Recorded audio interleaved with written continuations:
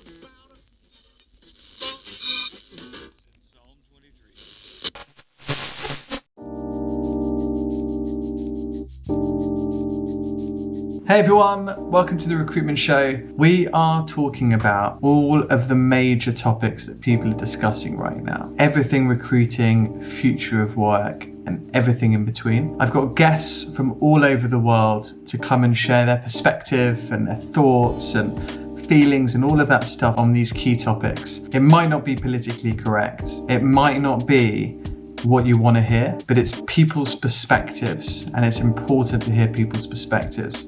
I love storytelling, and I think one story can illuminate a million more and really increase our understanding of these topics. So sit back, whether you're watching live or after, grab a drink, take a seat, and enjoy. Tom Woodland, thank you for joining me. Thank you very much. First Liz. podcast live in the studio. Exciting. How does it feel? Brilliant. Feel like I'm famous. It's a cool little studio. It's a cool studio. We evolved, like we started doing it like this, and then obviously COVID, and then back to the studio. If people are lucky enough to be in London, and they can come in and see me in the studio, it's quite fun. So Yeah. It was a lovely walk in this morning. It's blue skies outside. it's lovely, sunny, fresh. Feels like spring is slowly coming. So I like it. Me too. So what do you, for those that don't know you, what do you do? And then we can explore kind of how you've got to where you've got to, and all of that stuff in between. Yeah. So I am a transformational coach for elite investors and visionary founders. So I work with CEOs, hedge fund managers, private equity partners, VCs, anyone who's really up to something really cool in the world. Nice. How do you get into that? So I worked in private equity Right. for 10 years. And it got to a point in my life where I had everything that I thought would make me happy, and I was absolutely miserable.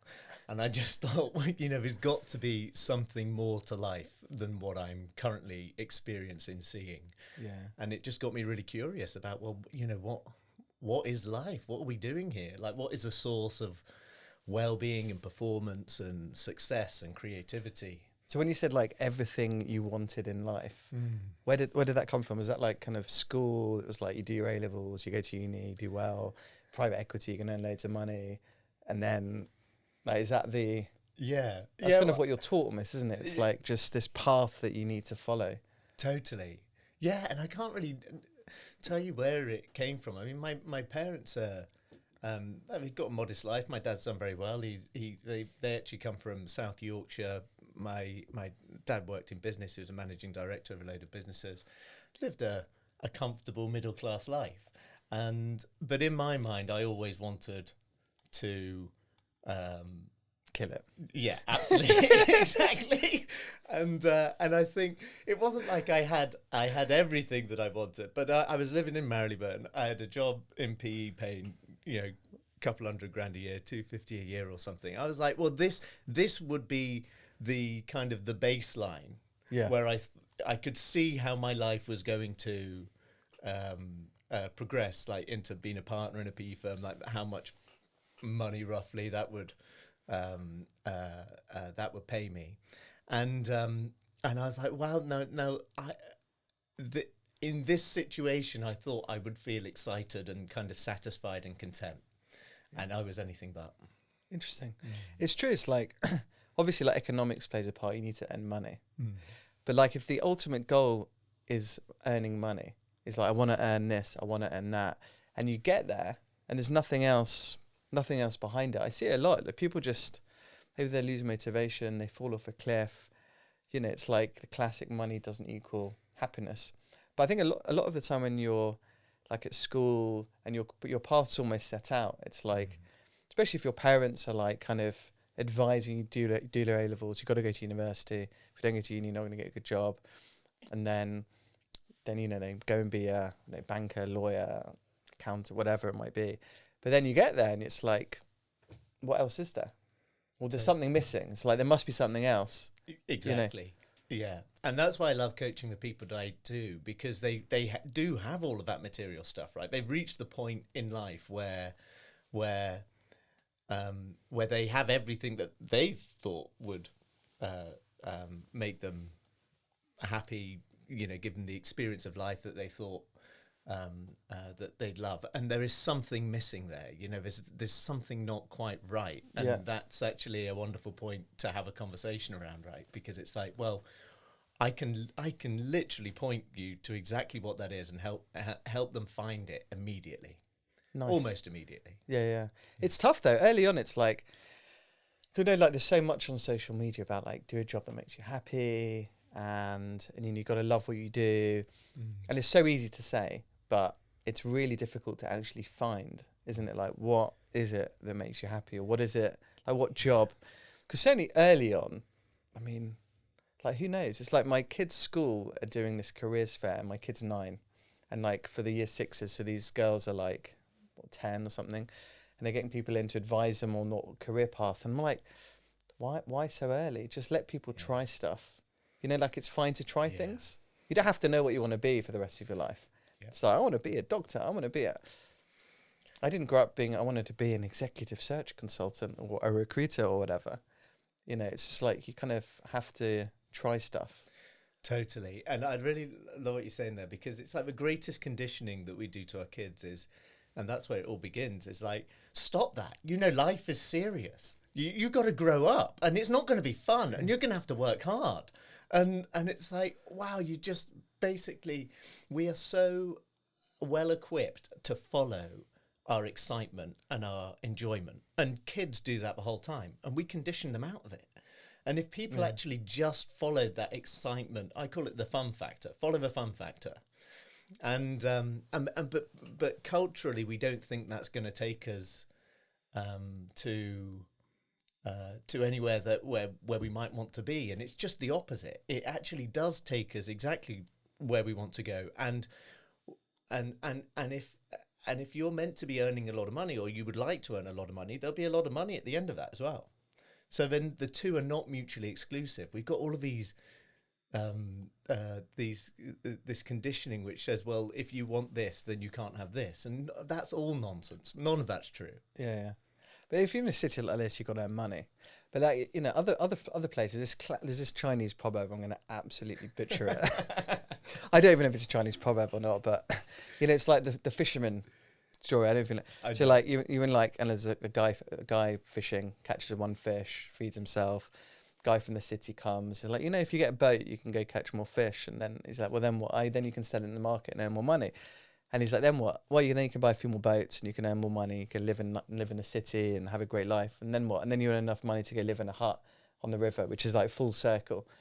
So, it's like you speak to people that, I'm going to retire and I'm going to live in there, whatever. And you actually do that. You can probably go do that now. Like you can go and live somewhere which is lower cost, and you can enjoy your life. But I don't know what it is. There's just something that's like, it's quite hard to do that. Yeah. If you've been in a... It's so cliche. I mean, it's like, but it really is true. There's like this idea of a destination. Yeah. It's like the joy is in the creation. If you want to get to a point where you retire, so you can just settle down and be happy, it's like you're doing the wrong thing. Like if that is if that point in the future looks more attractive than the enjoyment that you are having right now in your day to day, then you got to look at that. Man, people are going to be working. I mean, not to wanting to depress people, but if you're depressed, you're in the wrong job maybe. 70, like you're going to be working till like 70, 75. Basically, you're working most of your life. And if you're spending most of your life so you can enjoy the last bit of your life, I mean, I mean, depending on what you believe, you only live once. Yeah. So... Well, I always say, we might live more than once, but this is the one we've got right now, so you may as well enjoy it. You've got to live the life you're living right now, every day. So it's important to find stuff. And I know it's hard to. Like, I speak to loads of people, and they're like, not happy, and they don't know what to do, and it's not so easy, and I've got to earn money, and if you've got a mortgage and family. So it's like, it's tough to do. But I think, the stuff you can do. How did you decide, I know it was earlier on in your career, but how did you then decide, right, do you know what, like, keep your paycheck, I'm going to crack on my own? Like, when was the... Yeah, so, I mean, so let's rewind a little bit. I went to London Business School, and the reason I went there actually was because I was friends throughout university and through my 20s with a lot of very kind of wealthy, you might call them trust fund babies, or but they didn't really need to work so much, and they partied a lot, and I was part of that crowd. So I was kind of one of the few who would actually have to go into a serious job in the morning, and and so I was kind of like outwardly looking at this point in my life, and I was like, the reason why I'm doing this is because of the people who I'm hanging around with. So I was like, well, I'm going to go to business school, and then I'll make some new friends who are a little bit more kind of like career minded, or not partying so much. Anyway, my problems didn't just persist, but they accelerated, and I was like, oh my god, I think it's me. I think I'm the problem here. So then I got after business school, I got a job in this big P firm, and that's when I was moved to Marylebone, and I was earning the kind of money that I thought would make me happy. But I still had these let's call them I lived a very fast life. I'd go out partying on the weekends, and I just I had an awakening as a result of all of that, where I was just like, well, I mean, and that was kind of like, that was like all of my partying on the weekend, and just to be open, taking drugs, drinking a lot, and that was a symptom of my unhappiness, really. So one morning before work, it just hit me like a ton of bricks that, wow, the fundamental premise by which I'm living my life is a myth, and that's that something outside of me can make me happy. Yeah. So that was kind of 6 years ago, Right. and then so I stayed in private equity for a couple of years, but from that moment 6 years ago, I kind of knew that you just need to needed to change. Or? Yeah, I was looking for something different, and I was waiting for the opportunity to arrive where I knew what that was. Right. And then as I talked more and more about what I was experiencing, what I was reading, the way I was seeing life, people would just say to me, oh, you should be a coach. And I was like, cool, what's a coach? So eventually... so who were you speaking with? Like people, like professional folks, you were just kind of asking their advice. I'm not happy, I want to change. What do you think? Like, did you... At the time, it was just people in my office, or like when I went spinning, I just talk to people. And the things that I was talking about were interesting to people. And they were saying, you're very coach-like. Nice. Yeah. So it's just like a bit of feedback from the universe, I suppose you could say. Yeah. And then what, you just went in and was like, I'm out. Yeah, it got to a point with work, actually, where it was obvious that I was not in it. My heart wasn't in it. Yeah. And we had a conversation around that. And they said, well, would you like to leave? And maybe we can soften that a little bit for you. Nice. And I was like, well, this is just the perfect opportunity to do it then. Yeah. And then you straight into coaching. Yeah, immediately. Wow. Yeah, and loved it. And really, the whole reason why I went into coaching was because I knew that the way I'd been around the private equity firm that I was in for the last couple of years, I can remember I knew the time was up when one of the partners said to me, he said, you shouldn't smile so much because people don't know when you're being serious. And I just looked at him and I said, well, I thought, but that's on the assumption that being serious is good for business. And I just don't think it is. And he just looked at me like I was an absolute weirdo. And he's like, mate, you're right. Was he your first coachee? No, well, I think that was my first truth bomb. Let's put it that way. Yeah. Oh, jeez. Yeah. And so those are the kind of folks that you'll be trying to coach and that need help. Did you go into the PE, like coaching PE folks? Yeah, I do. Yeah. Fine. Yeah, but only where there's a resonance there, right? Yeah. I will never, I imagine that a lot of people in PE or hedge funds I might be their worst nightmare. There would be no connection or resonance there with what I'm saying. Yeah. But the wonderful thing about my business is I coach 10, 12 people at the same time. I can't coach anymore. Yeah. So I just look for the people where there's a resonance. Yeah. And I think a lot of that just comes from the way I am and the way I'm being and the way I, my energy, I suppose. Yeah, 100%. And people see that there is something incredibly valuable in that. That if they had it, wow, that would be a game changer in their life. No, a coachy relationship is quite intimate, right? And so much of it is just finding the right match. So like if you're looking for a coach, if one's looking for a coach, like you meet like 2, 3, find the right connection and vibe, because they've got to buy into what you do. 100%. And if they believe what you believe, it's a kind of a much easier route, isn't it? Yeah, it is. But it's funny because I meet people, and a lot of clients actually they're not really that interested in how I do what I do. They can sense the confidence, right? And that's feed off the energy. Yeah, totally. But they've decided they want a coach. Yeah, there's been some trigger or driver or whatever, and then they seek out you, and then you have a conversation, and then it flows. Exactly. And everything I do is just catered to my market. I mean, they're time poor, generally cash rich.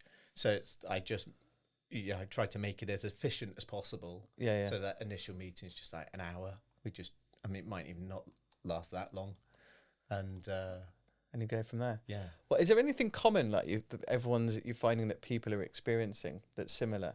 So like for example, over COVID, I speak to a lot of leaders, and they were all struggling because a lot of all the employees were looking for them for the answers. It's quite lonely at the top, and a lot of them are struggling to kind of just work out how to go about doing their thing in the new world. And are you seeing there's any kind of commonalities between the folks you're coaching and stuff? Well, yeah. I mean, the beauty about what I do is that I really look for the common source of every problem. So really, the problems that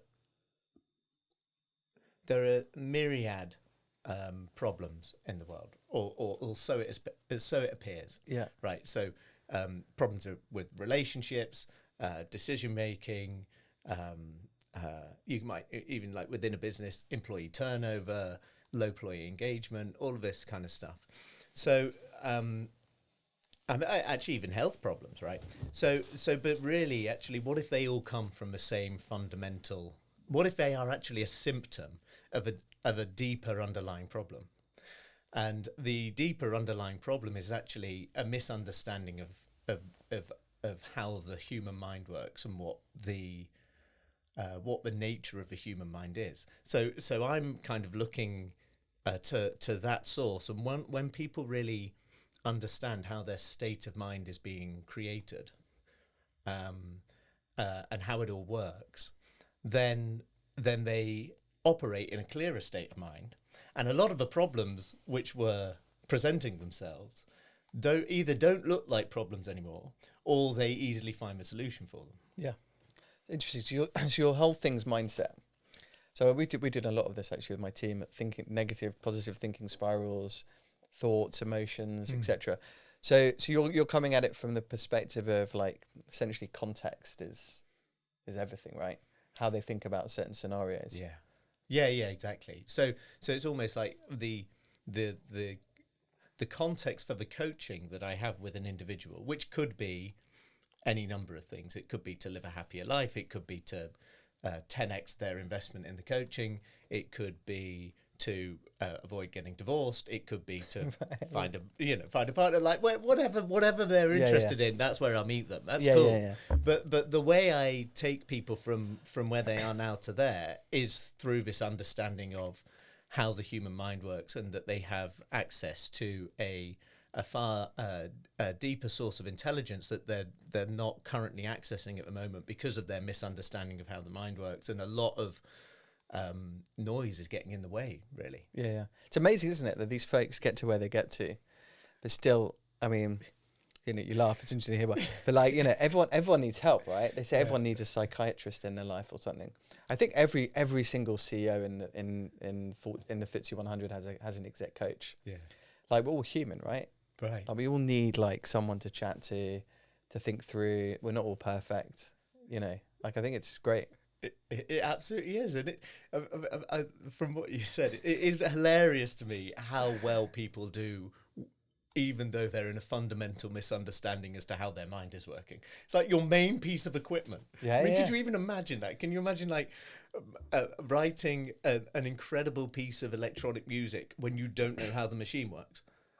I mean, like it's almost like it's a miracle that people are doing so well without kind of knowing what I'm pointing to in my coaching method. So that's People always think the mind thing's fluffy. Yeah. You know, it's like, and also like when we were growing up, I mean, like certainly guys don't talk about this kind of stuff. How you're feeling, emotions, you know, it's like man up, mate, you know, crack on, you know, you're not happy, whatever, man, you know, you're earning good money, just get on with it. So there's been a lot of that, I think. It is always amazing to think about how, like, what makes someone successful. I know even what do you define success. I mean, for a lot of people, it's, you know, earning lots of money and being senior partner in a PE firm or CEO of a company or something like that. But again, like I was talking about something the other day, I mean, that's not for everyone.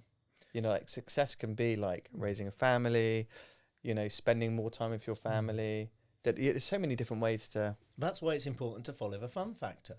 The what you find fun is guiding you towards your definition of success. It can't be doing anything else because you put your definition of like subconsciously you're holding your definition of success, right? And whether you know that, like, it might just be all covered over by a load of noise from what you're seeing on Instagram and stuff, but deep down you know what you really want, and the fun factor is taking you towards it. It's hard though.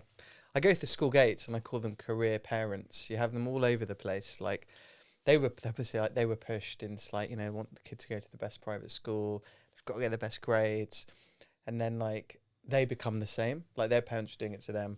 You see it all over, and they're pushing them, and then these kids are going to be the same. And it's like it's just this like circle. You know, it's like, what holiday have you gone on? Kids party, where they had it. What, you know, like tutor, It's all like a not that everyone is growing up in an environment like that, but and that's a benefit of understanding how the mind works, because actually then you can create something new instead of just getting stuck in the feedback loop that you're currently living in. So you see this life, you create that life in your mind, you perpetuate that life, right? You just keep on going round in circles. You're just living the same. It's like Groundhog Day. And until you understand how the mind works, and then you can start to use your mind to create something new, whatever that may be. So it's really interesting that you see like some of the most successful people on the planet have come from like, you know, like tough backgrounds. Like they've been through like hard stuff early on in their lives, you know, or they're poor and they don't want to be poor anymore. You know, they want to better their life, that I always find that really interesting. You know, you see a lot of like your I just go old friends. I hope they're not listening. You know, with like trust funds or whatever. I mean, again, this is a generalization, but you know, where's the motivation and stuff? You know, you see a lot just don't do anything. They're not productive in life, not creating stuff, and you know. So I find that I do find that interesting. And I think there's something there, because it's like, well, people who do come from these impoverished backgrounds and then make you know, create incredible success, whatever that may look like to them, but it's because they have not settled for where they are now, and they think bigger, right? Again, it's all in the mind. It's like you could have that without being impoverished if you were just a big thinker, right? And but there's something in that situation that tends to encourage people, let's say, to think bigger, to think beyond their current reality. That's true. No, I like that. It's finding that motivation is difficult, I think, for a lot of people. No, I love that. So what have you got out of your coaching personally? So like you made your transition from private equity. Now you're coaching all these folks to do great in life. Have you found what you were looking for by transitioning into coaching? It's a great question. I mean, my life has absolutely transformed. I'd say I am an embodiment of my coaching. I run my business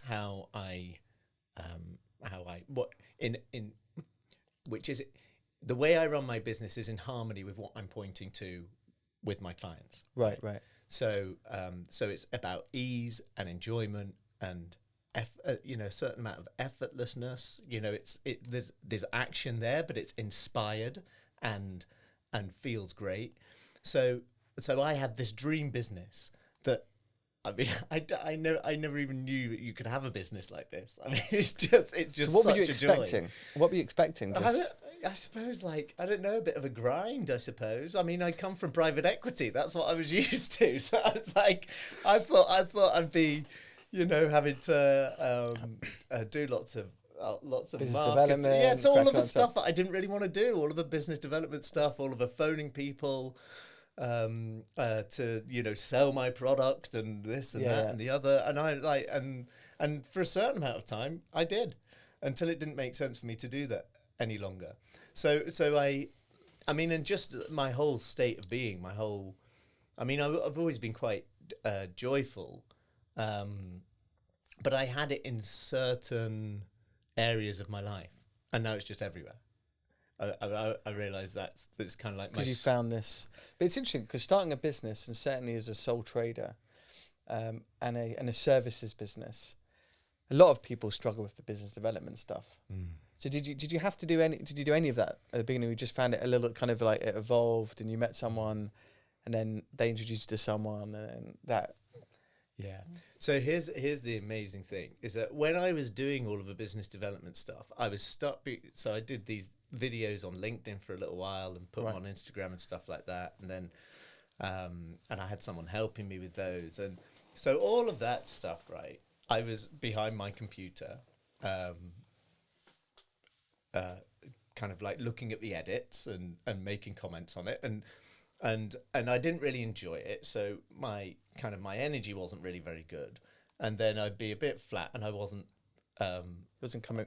I wasn't being this person you're seeing now, with all of this joy and energy, because I was doing stuff that was not following the fun factor, right? Yeah. So all of that stuff was getting in the way of me just going out and being me, and meeting people in the course of everyday life, and I found that the more I realized that all of the opportunities, there are just like so many possibilities, infinite opportunities in life, and all of those opportunities exist in the areas of life where I'm having most fun. Yeah. It's built authentic, right? I mean, you meet someone and they're being themselves, and you just know, don't you? You just know. Absolutely. You just feel it. But there's so much sales stuff going on. It's like LinkedIn in messages, like just sales emails, so tiring, man. Phone calls. It's like exactly, and this is the conditioning that we're up against. No, you need to do this marketing. You need to, it's like that conditioning that I said to our that we do to our kid. But we're told that you need to everything, like from you need to eat this way, you need to not eat after this time, you need to do all of this marketing, you need to do your LinkedIn messages, you need to, and it's like, yeah, great if that's what you really enjoy, but I doubt you do. You got to find. I love doing my videos, but you got to find something you enjoy, because then again you can see if someone's enjoying it or not. Yeah, it's like doing a podcast like this. Like the minute you get the headphones on and the mic in front of you and you got cameras and stuff, some people are just like, oh my God, they're not themselves, and it's quite hard. Others just, it's fun, and you can just feel it. Yeah. But I think for interesting, like the message is like, just if you're building a business and stuff, like there's a lot of things you have to do.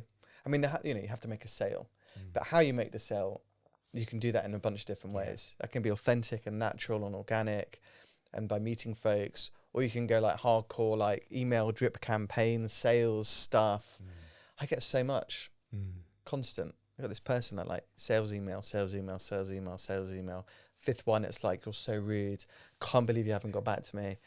Like, I don't even know you. Yeah, I haven't even responded to you. So there's a lot of like, there's a lot of like people telling people how they should do stuff. But I think the great thing that I'm getting from you is like you've just done it your way. But through a lot of trial and error and more error. Right. Which is the way to do it. Yeah, exactly. So I've tried all of the different ways. I've tried the strategy. I've tried and the more I just relax and go and live my life. I find that I have these amazing ideas when I'm just not even looking for them. And those are the ideas that, well, and then in order not to act on those ideas, it would be difficult. I would have to stop myself from acting on those ideas. So I'm just waiting to be inspired. Yeah. And then when I'm inspired, I just go for it. Yeah. So it's good, but the hardest thing is going for it. Yeah. It's like what you did of quitting your job, and starting on your own. That's hard. I did the same thing, like, jumping off the cliff, so to speak. Initially, it's hard, and a lot of people, when I did it, they were like, "Oh, it's really risky. What happens if it doesn't work out?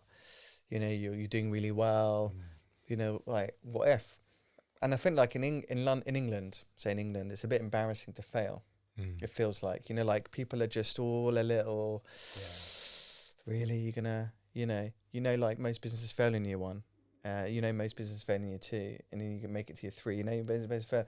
Just get this constant thing. I spoke to my family in America, and they were like, "What's the worst that can happen?" Yeah. And you're like get another job. Yeah. And suddenly it's like, actually, it's way less risky to do. Certainly now, you've seen companies cut people. Like financial crisis, COVID. Now, there's no such thing as job security, pretty much. So, you've got to like do stuff, Yeah. I'm not saying that everyone is suited to run their own business, because it's definitely a lifestyle choice. Yeah. Like, it's way different. So you got to consider like what works for you. But, if there's this thing like, you really want to grow your own business, or you want to do your own thing on your own, or, I think it's about like being aware enough that like, what is it that makes you happy, or where your strengths lie, whether it's like you're the CEO, the founder, or you want to work in a small team, or maybe you're really happy in a big firm. Yeah. Like there's no one size fits all, so I don't want to get that message across, but it's important to think about what you're happy doing. Yeah. I mean, I get a question I get asked a lot. It's well, given how you see the world and given what you do a lot of your clients then end up quitting their jobs and go and doing something else? And actually, no, no, they don't. And it's really what I've found is that people are generally doing something that they enjoy, and that enjoyment is being covered up by a load of noise in their head. And so they're not really connected with the real reason why they're doing it. They're not really connected with their desire. And then when they actually find that connection with their desire, then they can do it a lot more with a lot more enjoyment and ease, and everything just flows. They actually love what they do. They're like, "Oh my God, I never realized that I love what I did." And that could come from, so obviously the mindset stuff, but also, a culture in a company. Yeah. Like if the leaders are letting you do your thing, and you love the people, and you're doing the same job, like the work's the same, the people are great, the culture's great, you're happy, you do your best work. It can come in a few different forms, I think. Totally. The underlying thing is that we've got to be free to express ourselves, right? It's like really what we do in life. I always use the example of Warren Buffett, right? He doesn't need the money. Like he's got like $50 billion. I don't know how much he's got. $50 billion. Lives in the same place in Omaha. Drives a pickup truck. Doesn't buy new suits. He's not even spending the money. He's going to give all of his money away. I think he's pledged it to the Bill and Melinda Gates Foundation. So it's like he's not doing it for the money, but you can't stop him doing it because it's an expression of who he is. This is what he loves to do, right? He just absolutely loves it, and I think if we lived in a world where people were just encouraged to really find themselves, be really comfortable in themselves, and then allow that to just express itself into their relationships, into their parenting, into their jobs, into their pastimes, into every area of life. It gets harder as you get older. You get less like more rigid, less playful. It's funny. I went with a few friends to like a little rave in East London, not too far from here, over Christmas.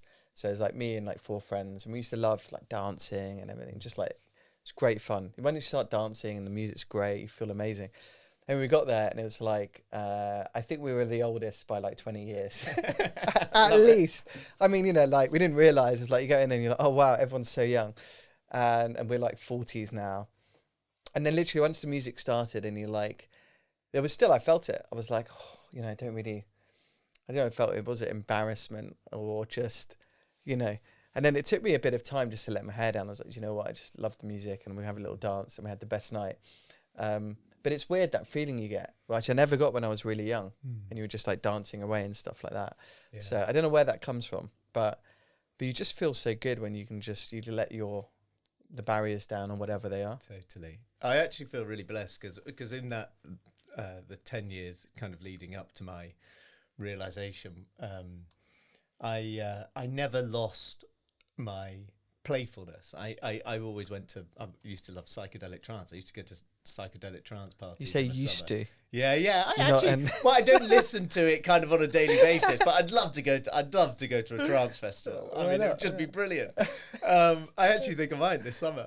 I'm a friend of mine. She's having a birthday she lives in Morocco now. I was at business school with her, and we're going over to some festival in near Marrakesh. It's funny though that the age is younger, and then just like like all the folks. I don't know where all the folks went. Yeah. Like, you know, when I was like in my 20s, like everyone was going dancing and stuff, and then but all those folks just go somewhere. Yeah. Well, yeah, they just the couch. They just grow up. They just grow up. I mean, what does that even mean? No, exactly. You should have said that. Yeah. You should be able to dance like humans have been dancing for years. I always say this. Millions and millions of years. Yeah. It's absolutely fantastic. To amazing like tribal music as well, just absolutely losing themselves in it. We've now got I forget the DJ, one of the Radio 1 DJs. She does somewhere off Oxford Street, but she does like, it's like a day rave, like almost like a day. It finishes at like 10:30 or something. Yeah. And it's like literally, you know, everyone that's like from back in the day, like 40s, 50-year-olds, just like having a dance, old school tunes. Yeah. You know, there should be more of that. Yeah. I don't know what happens. You just end up like, I mean, life gets in the way, or. Yeah. Well, I'm planning to go to this festival in Poland called Garbage with my best mate, and I'm trying to get a crew to go. Trying. Yeah. Well, yeah, exactly. I mean, so I was meant to go with 2 other friends, and now they're like, oh, well, we don't know if we can. Like, you know, tell them it's part of the coaching session, free coaching session.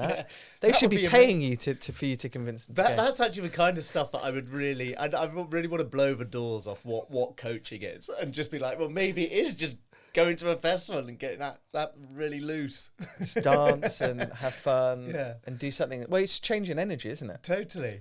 It's just like you've got your corporate lifestyle, you're running a hedge fund or whatever it might be. Yeah. It's very, very serious, and it is because you're looking after other people's money and there's regulations and there's responsibility, and it's a proper job. But maybe you're more effective doing it while you're integrating other things in your life. I would absolutely say you're definitely more effective doing it in a good state of mind. And what I mean by good state of mind is it's actually, even though it is serious, you are managing other people's money and there is a real obligation there. It's like the more light-hearted you are, the more free your mind is. Let's put it that way. The more free your mind is, then the better you're going to do. Can I give you a little counter to that? Yeah. So Goldman Sachs CEO David Solomon. Yes. He runs Goldman Sachs and he's a DJ. So, and if I'm sure most people know this, or maybe they don't, but so he runs Goldman Sachs during the day and he DJs at night. I did not know that. Okay, so he's a DJ. Brilliant. He's a DJ. I was checking his name, didn't want to get his name wrong. So anyway, so that's what he does. He's a DJ. And there's a huge backlash against it because Goldman Sachs haven't done so well recently. You know, they did Marcus and they've lost money and had to make redundancies. And so Goldman's recently, you know, they're up against it a bit. And so the negative press against the CEO, David Solomon, is like, you shouldn't be DJing. You should be running Goldman Sachs. Yeah. And so it's it's interesting, like the public perception of it is he's not taking it seriously because the guy's out DJing. Yeah. What do you think? Well, I think that it's got nothing to. I personally, I believe he should go DJing and do what he loves. I think that is a perfect example of the culture that we're living in, and the absolute cultural misunderstanding that we have about how human beings work, how the human mind works, and how we are at our most creative and expressive when we're in a good feeling. We're just in a good feeling. Yeah. So anything that you can do that allows you to get you into a good feeling. I mean, otherwise you're just suppressing your own creativity. You didn't come here to be this, serious. It's interesting though. I mean, I agree. I agree. But many don't. I mean, many, reading some of the articles the last few weeks, and it's like, should have been diverting more of his energy to running the Goldmans, and it's distracting. And I know it's interesting. I agree. And I think like you need to integrate work and life, and you need to, you're going to in it for a long time. And also you need to be in a good state of mind and physically in a good place to be able to make proper decisions and do things right. It's just interesting when, unfortunately for Goldman's, it hasn't gone so well. I mean, there's a lot of external factors. They think maybe mismanagement too. I don't know the details particularly, but yeah, it's easy to blame it on what else he's doing. Yeah, it is. But that's as I said, that's the way that society sees the world. There's so many misunderstandings. I mean, far too many to go into right now. But it's we just live in a culture where we're all just, everyone's trying to pick holes out of other people. Just you do you. I agree. I mean, the world is so polarized, firstly. Secondly, you've got all the social media stuff. It's so easy just to be a keyboard warrior. It's easy when you're shouting from the sidelines. Yeah. But when you're in the game, I think it's so important. To your point, you're working for a long time. It's the thing you do most in your life.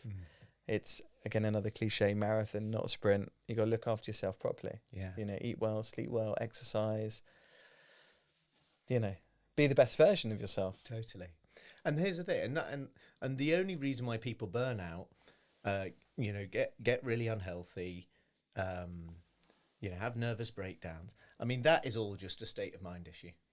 In actual fact, like most of the reason why people change jobs is a state of mind issue. I mean, people are constantly blaming how they're feeling on the outside world, and it has nothing to do with that. It's got you are literally creating your own reality, and you are experiencing that reality in your mind. And because people don't have any understanding of that, it's only a choice if it's only a choice to feel good. If you know it's a choice. If you're stuck in a misunderstanding where how you feel has something to do with the circumstances of a situation that you're in, or even what the CEO of Goldman Sachs is doing, then you're just a victim. You're an innocent passenger in your own mind, and you don't realise that that's not the truth. It's hard to get to that place. Very hard to do. It's very hard to do. Well, it just takes a couple of big insights, and out of those couple of big insights, people change so quickly. Because the penny drops. Because the thing is, there are just these few misunderstandings that are really keeping people trapped in their own minds. And when people see that how it actually is working, and they drop those misunderstandings and kind of almost fall into harmony with the intelligence of the design. It's inconceivable to me that we have not been designed perfectly. I mean, just look at the rest of life. Right. So there's something going on here where we just don't understand how beautifully we've been designed. Yeah. And that's what I point to with people. And when they understand it, they drop out of all of that nonsense and start feeling different, acting different, nice, doing different. Boom. I want some of that. Yeah. What a good place to end. Awesome. Thank you so much. Yeah, pleasure, Lewis. Great chat. It's been fantastic. Yeah. Thank you so much for watching. Hope you enjoyed it. Please do not forget to subscribe in all the usual places: YouTube, Spotify, Apple Podcasts, anywhere you like to watch or listen to a podcast. Any comments or feedback, please drop us a DM. If you've got anything that you want us to discuss, again, feel free to get in touch. Have a wonderful day.